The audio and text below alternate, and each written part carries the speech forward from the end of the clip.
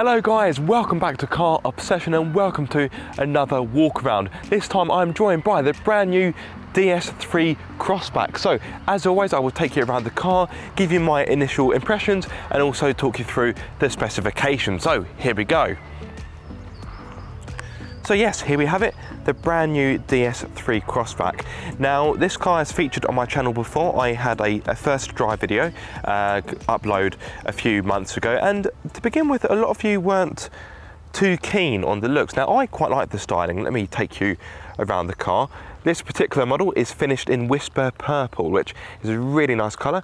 It is contrasted with a white roof, and I think it's a good looking car. Now the looks aren't for everybody, but you cannot argue this car is not distinctive, because I think it looks, well, I think it's a very bold looking car in a heavily saturated small SUV market. So whether you like the looks or not, I think they do open up a conversation, and they are striking. Some of you may think they are striking for the wrong reasons, but like I always say, design is and always will be subjective. But yes, I think it is quite a smart looking jam jar. The model you are looking at is the Prestige. Now there are 5 trim levels available.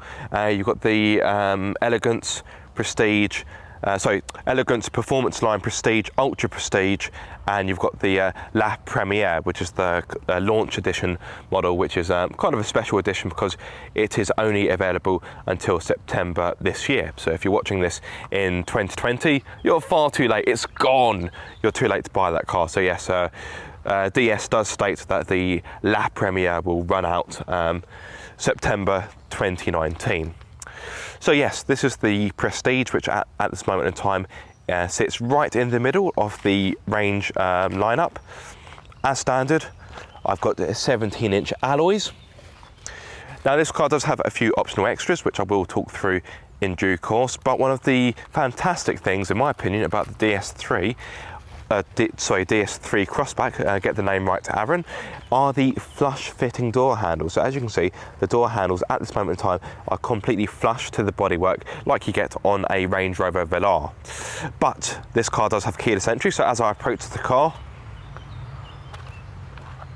you'll see the car unlocks itself and I am presented by the door handles, which are quite a funky design, so they kind of break off there, and it is, you know, smart looking design. And when you want to lock the car, when you've reached your destination or you've arrived home, whatever, just simply step away with the key in your pocket or in your hand, and it locks itself. You get a little beep and the door handles go in to signify that the car has locked itself, and once again, to open it, hey presto. So let me take you inside the car. So as I mentioned, you do have a few optional extras. So the interior, well, this particular interior is optional, and you've also got black roof lining as well. So DS has what it calls inspirations for the interior. Now as standard, you have the Bastille inspiration, which gives you black leather seats, but I've got the Opera inspiration. As you can see, it says on the door, Opera, which means I get fancier seats with a watch strap design. Apologies, there are some dirt bikes in the background, so hopefully that isn't affecting audio too much. But you get these very sumptuous seats with a watch strap design. I really like that a lot. And you've got nice detailing to the leather as well. And as I've said, you do get black roof lining as well. Right, so let me step inside and close the door.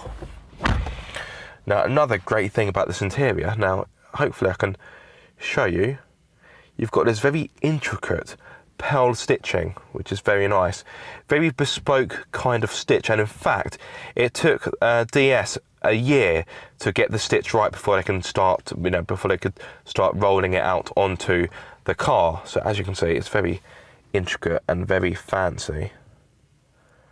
Some of you may not care for it, but I think it's a very nice little touch to the car. It just kind of tops the interior off, in my opinion. Now, inside, again, like the outside, I think the inside, let me get my autofocus right, apologies. I think the inside may not be for everybody, because some will look at it and go, oh, that's quite fussy. And yes, I can see what you mean. You've got these kind of diamonds within diamonds, and you've got these funky switches down here. Let me move my USB lead out of the way. You've got these switches down here, and you've got these very rather intricate dials on the steering wheel as well. So yeah, some of you may think it is quite fussy in here, but I must admit I do quite like it. You've got plenty of soft touch materials, and it all feels rather pleasing and quite premium. Now yes, if you move further down, you do get some harder, scratchier plastics, and on the door card as well. But you know, the same could be said for the Audi Q2, although the Audi Q2 is, that is also a very nice place in which to park your bottom. So these buttons here, they are actually touch sensitive. So if I go to activate the heated seat like so, I need to actually have the ignition on for that, or I have the engine on. I've also got a head-up display, which you may be able to hear in the background rising up out of its little cubby hole. But yeah, so all of these buttons here are touch sensitive, so that's for the climate control. And you've got one for the heated seats. Yeah, you get the idea. So you've got one for navigation, the car functions, the Bluetooth, the smartphone connectivity. So as you can see, I've got smartphone connectivity. My phone isn't plugged in, but if it were, I would have the Android Auto icon lighting up. I've also got buttons for the climate control and for the media. So all of these are touch sensitive, apart from the hazard button. That is a physical button, because obviously in an emergency you want to be able to hit it quite quickly, and if it were touch sensitive it wouldn't work quite as well. And you've got functions down here as well, so that's to mute the music or whatever. You've got volume controls here, you've got more heating controls there as well. So you've got 10-inch display. So let me just rattle through the functions. So I mentioned earlier, or I think I did, you've got navigation. So there is the navigation. Got the media. So of course you've got DAB radio, and you've got Bluetooth, and you can change functions for the car. So if you want to turn the stop and start off, you can do so, or if you want to turn the parking sensors off, you can also do so. Now I do like the design, however I would, as I said in my first drive video, I would much prefer to have proper physical buttons that you actually press. Let me turn that off. Actually, I'm starting to get quite toasty with my heated seat on. So that's what I mean. That's why I would prefer to have proper buttons, because to be honest, they just work better. So yes, you've got phone controls, and I've already shown you the bit for the smartphone connectivity. And yes, so yes, the touchscreen works pretty well. I've got no real complaints with it. It's pretty much the same design and system as what you would get in a Peugeot or a Citroen, because don't forget, DS is part of the PSA group, so the functions are very, very similar, if not identical. You also get a digital driver display, which I really like. It's crisp, it looks modern, and yes, it's just another good addition for the car. If I can get my autofocus to focus on it. So you do have different modes. So again, let me just pop the engine on for a few moments. So yes, you can set it to different modes, but that's more the trip computer, to be honest. But you do have so you do have a dial here where you can change the display. So you can have it as navigation, which I really like. It's a really smart view. Or you can have driving, like so, and you have more of your driver assistance functionalities on there. You can have dials, which is quite minimalistic, like so. Or you can have personal ones as well. I think I had it on personal 1. Now I do have a reversing camera, I've also got front and rear parking sensors as well, but if I'm not mistaken, the rear view camera and the front parking sensors are an option on this car. Right, so I've also got adaptive cruise control as well. Now this car comes standard with cruise control, but I do have adaptive cruise control, so I do have an optional pack for this car. So the button on top, that is what you can use to change the distance you want to have between you and the car in front of you.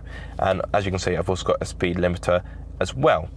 Now, like with other PSA group cars I've driven, I always find there's two problems with the cruise control dial.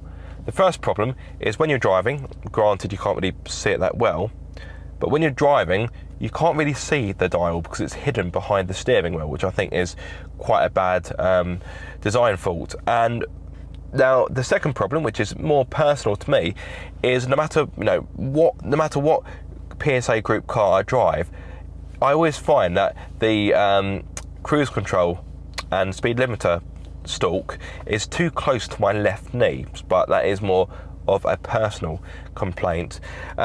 Speaking of personal settings, let's talk about getting a good driving position. So the steering wheel, as you would expect, adjusts for rake and reach like so, although I would like it to adjust a little bit higher, because even when the steering wheel is at its highest, for my height and for my driving position, I do find it's a little bit too low, and when I get in or get out, I just have to be a little bit careful not to bang the steering column with my left knee. Now, yes, I could make my seat lower, but when I do make my seat lower, my knees are kind of bent at an uncomfortable angle, so I do have to be sat a little bit higher than I would want to be in order to get a bit more comfortable. But my driver's seat is electronically adjustable, like so. I've also got lumbar support as well, which is quite handy. Now let's talk about the cubby holes. Now the door bins aren't particularly massive. Let me turn the engine off, so I don't really need it now.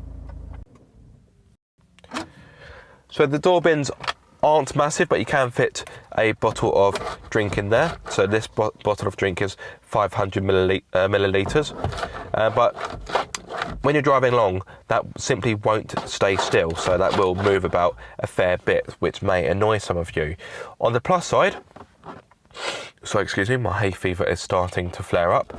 On the plus side, you do get two cup holders in the middle, and thankfully, because they are kind of recessed into the centre console, it means the bottle doesn't get in your way that much when you change gear. I must admit, I do find it really annoying when a car manufacturer puts cup holders in a car, but then it blocks your access to the gear lever. I just think, surely, simple ergonomics. But thankfully, because the cup holders are kind of dug in, so to speak, dug into the centre console, you can still change gear and the bottle doesn't really get in the way too much, which is quite handy.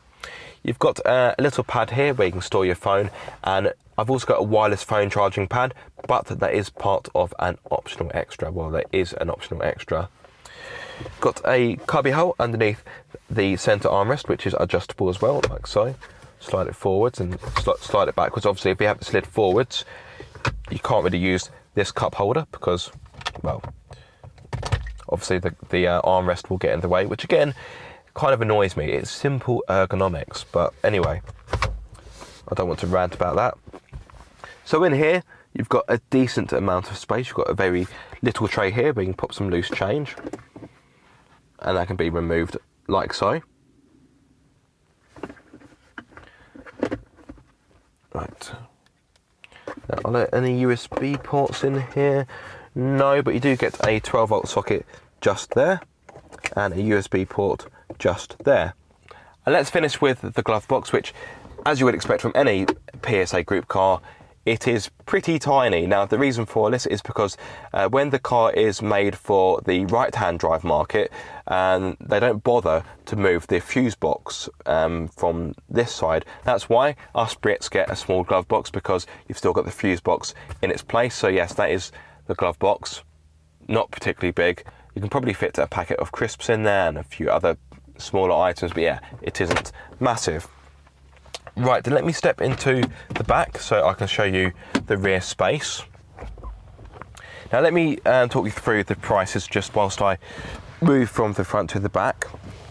So the DS3 Crossback starts from £21,555, but because I've got the Prestige, this car is of course a little bit more. Let me just move that out of the way and move my camera slider out of the way.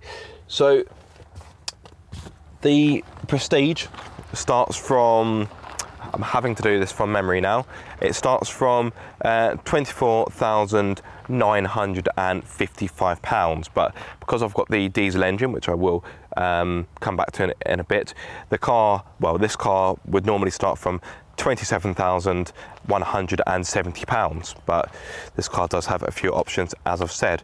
Now, going back to rear space, as always, the driver's seat has been set for me. I'm 6'2", so I am, of course, a taller chap. So let's see how I get on. Oh, right. Okie dokie. So knee room is pretty tight, if I'm going to be honest, so that isn't fantastic, but the leg room is pretty agreeable. Now, I won't lie, I haven't got loads of it. Let me just quickly take you off here. And it's a bit difficult to see because it is a little bit dark in the back. The dark roof lining doesn't help.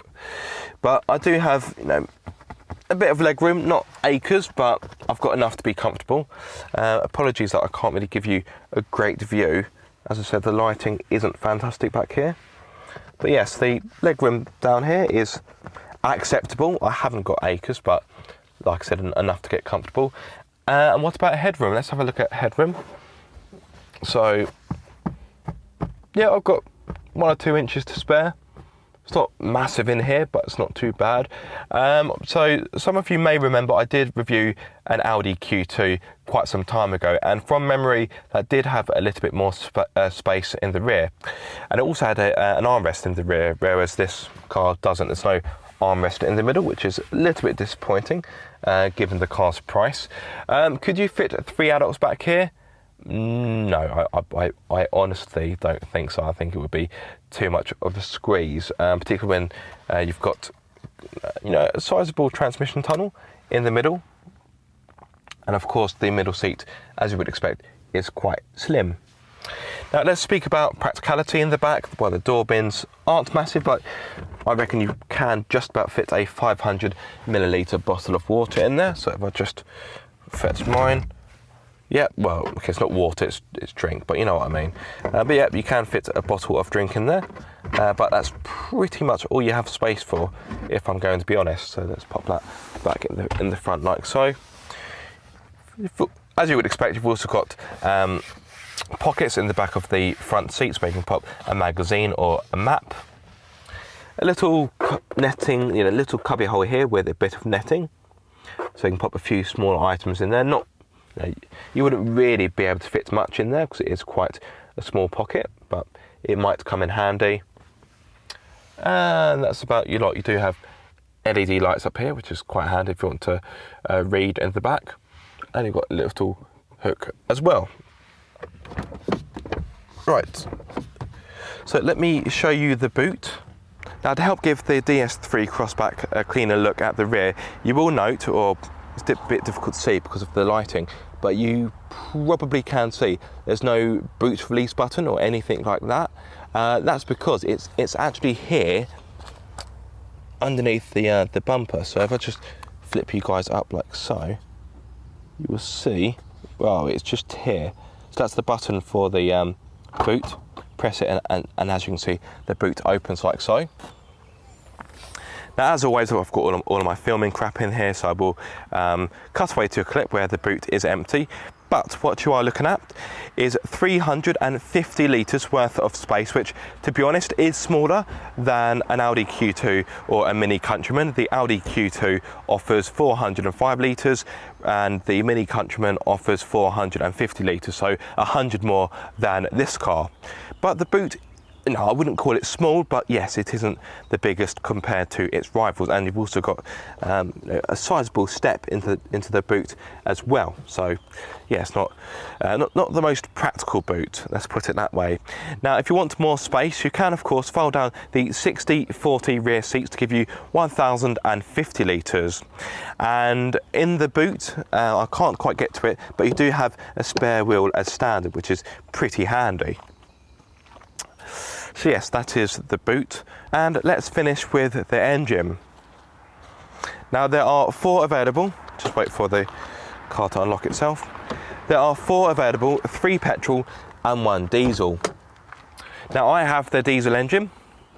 It is a 1.5 litre 4-cylinder turbocharged unit, which offers 102 horsepower with 250 newton meters of torque, and that bonnet is actually pretty hot where it's been in the sun. This engine can only be mated to a 6-speed manual gearbox, whereas 2 of the petrols can be mated to an 8-speed automatic, and the lower powered petrol is also mated to a 6-speed manual. Now, in case you are wondering, this car is strictly front-wheel drive, so don't think you can have this with 4-wheel drive, but to be honest, in this segment, it's kind of uncommon. Well, if you compare it to cars such as, let's say, the Seat Arona, then you know it's not uncommon for a car like this to be front-wheel drive. However, both the Mini Countryman and the Audi Q2 are available with 4-wheel drive, so that is worth bearing in mind. Let me talk you through performance. So this car will hit 62 miles per hour in 11.4 seconds and continue to a top speed of 112 miles per hour. But what about economy? Well, that's the great thing about having a diesel engine in this car. Now, not many people will go for the diesel. DS predicts it will only be 5% of buyers, just 5% will go for this engine. But on a combined run, this engine is good for 67.2 mpg. And in regards to CO2, this car emits 97 grams per kilometre of CO2, so it is a pretty green car. So time for me to end. Thank you so much for watching this video. I hope you have enjoyed it, or I hope you have found it useful. If so, please do give it a massive thumbs up. If you are subscribed, don't forget to click that bell icon so you get notified every time I make a video. And if you aren't subscribed, guys, what are you waiting for? Be sure to subscribe for more car obsession.